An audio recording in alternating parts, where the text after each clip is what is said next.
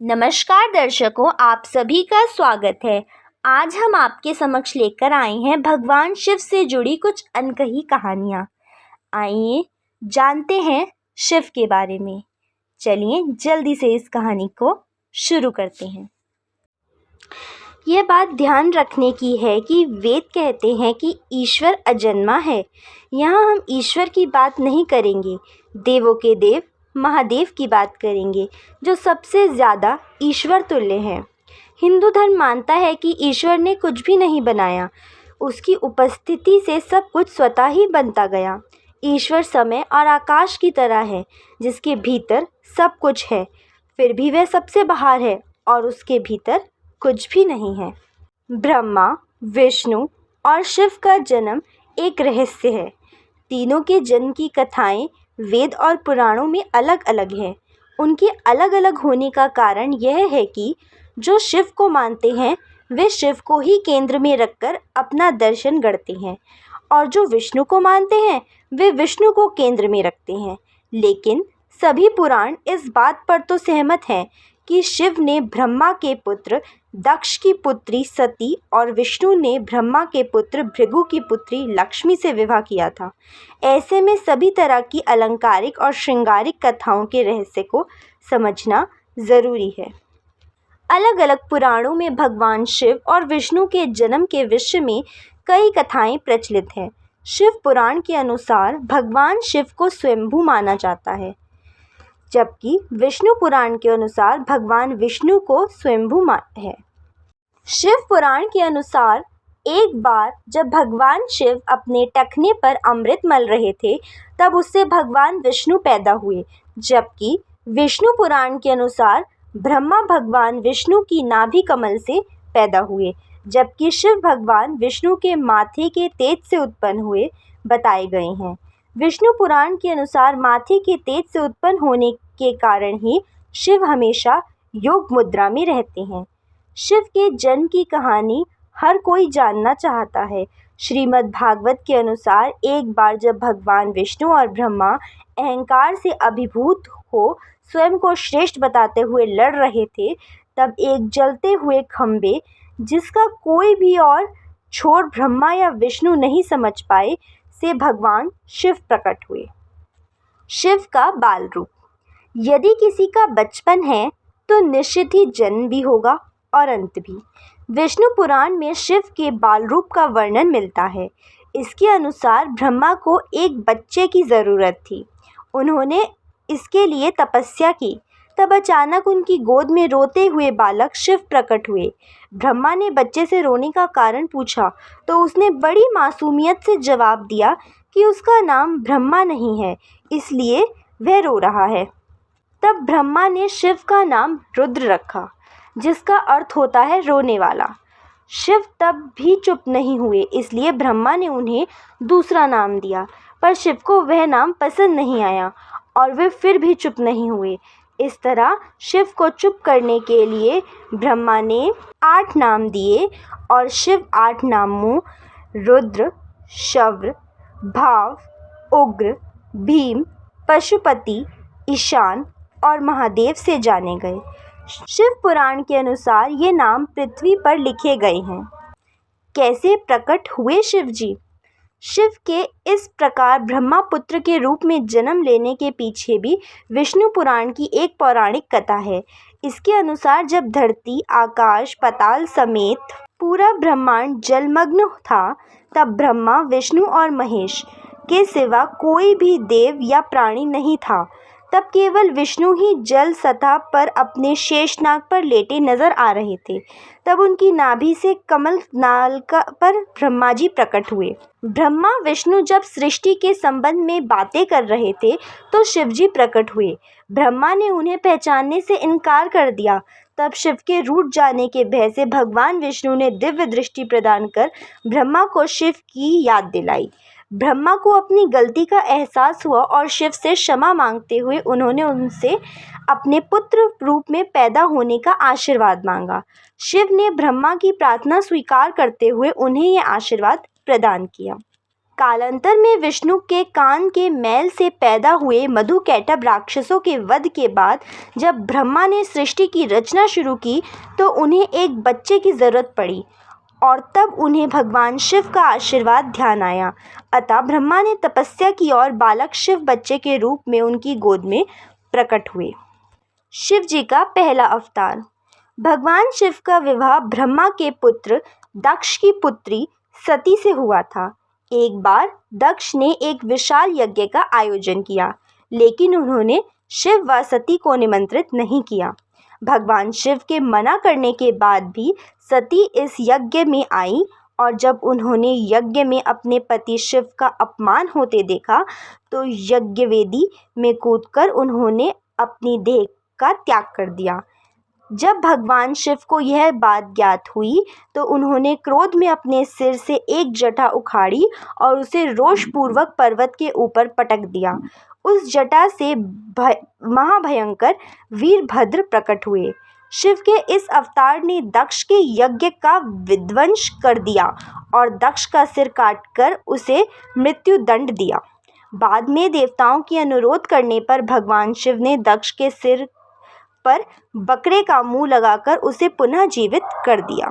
वीरभद्र के अलावा शिव के 18 और अवतार हुए हैं, जिनके नाम इस प्रकार हैं: पिप्पलाद, नंदी, भैरव, अश्वत्थामा, शर्भावतार, गृहपति, दुर्वासा, हनुमान, वृषभ, यतिनाथ, कृष्णदर्शन, अवधूत, विष्णुवर्य, भिक्षुवर्य, सुरेश्वर, किरात, सुनठनतर्क, ब्रह्मचारी और यक्ष। जानिए कहाँ घटी थी अनादि और अनंत अग्नि स्तंभ की घटना। इस संदर्भ में एक कथा है कि एक बार ब्रह्मा और विष्णु में श्रेष्ठता को लेकर विवाद होने लगा। दोनों निर्णय के लिए भगवान शिव के पास गए। विवाद का हल निकालने के लिए भगवान शिव साकार से निराकार रूप में प्रकट हुए। शिव का निराकार रूप अग्नि स्तंभ के रूप में नजर आ रहा था। ब्रह्मा और विष्णु दोनों इसके आदि और अंत का पता लगाने के लिए चल पड़े। कई युग बीत गए लेकिन इसके आदि और अंत का पता नहीं लगा। जिस स्थान पर यह घटना हुई वह अरुणाचल के नाम से जाना जाता है। ब्रह्मा और विष्णु को अपनी भूल का एहसास हुआ। भगवान शिव साकार रूप में प्रकट हुए और कहा कि आप दोनों ही बराबर हैं। इसके बाद शिव ने कहा कि पृथ्वी पर अपने ब्रह्म रूप का बोध कराने के लिए मैं लिंग रूप में प्रकट हुआ, इसलिए अब पृथ्वी पर इसी रूप में मेरा परम ब्रह्म रूप की पूजा होगी। इसकी पूजा से मनुष्य को भोग और मोक्ष की प्राप्ति हो सकेगी। आइए जानते हैं शिव, सदाशिव, महेश और भैरव का अंतर। सबसे पहले रुद्र हुए। उन्हीं रुद्र का एक अवतार महेश का है। उन्हीं महेश को महादेव और शंकर कहते हैं। वे शिव अर्थात ब्रह्म के समान होने के कारण शिव कहलाए। हालांकि शिव उनका नाम नहीं है। रुद्रावतार में से एक भैरव है। शिव से भी बढ़कर सदाशिव की महिमा का वर्णन पुराणों में मिलता है। सदाशिव को ब्रह्मा, विष्णु और महेश आदि का पिता माना जाता है। सदाशिव की शक्ति को प्रधान प्रकृति कहा गया है, जो बाद में अम्बा नाम से प्रसिद्ध हुई।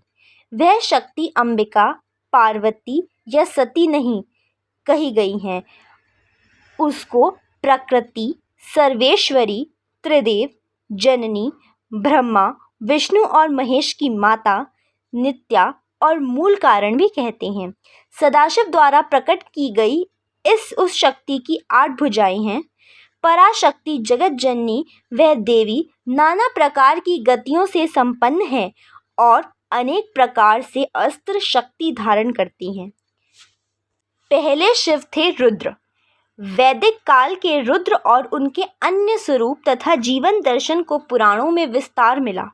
वेद जिन्हें रुद्र कहते हैं, पुराण उन्हें शंकर और महेश कहते हैं। वाराह काल के पूर्व के कालों में भी शिव थे। उन कालों की शिव की गाथा अलग है। देवों के देव महादेव, देवताओं की दैत्यों से प्रतिस्पर्धा चलती रहती थी। ऐसे में जब भी देवताओं पर घोर संकट आता था तो वे सभी देवादिदेव महादेव के पास जाते थे। दैत्यों, राक्षसों सहित देवताओं ने भी शिव को कई बार चुनौती दी, लेकिन वे सभी परास्त होकर शिव के समक्ष झुक गए। इसलिए शिव हैं देवों के देव, महादेव। वे दैत्य, दानवों और भूतों के भी प्रिय भगवान हैं। आइए जानते हैं शिव के धर्म और ज्ञान का प्रचार। संपूर्ण धरती पर शिव का ही धर्म प्रचलित है। आदिदेव शिव और गुरु दत्तात्रेय का धर्म और योग का जनक माना गया है। शिव के 7 शिष्यों ने भी शिव के ज्ञान और धर्म को संपूर्ण धरती पर प्रचलित किया। कहते हैं कि शिव ने ज्ञान योग की पहली शिक्षा अपनी पत्नी पार्वती को दी थी। दूसरी शिक्षा जो योग की थी, उन्होंने केदारनाथ में कांति सरोवर के तट पर अपने पहले 7 शिष्यों को दी थी।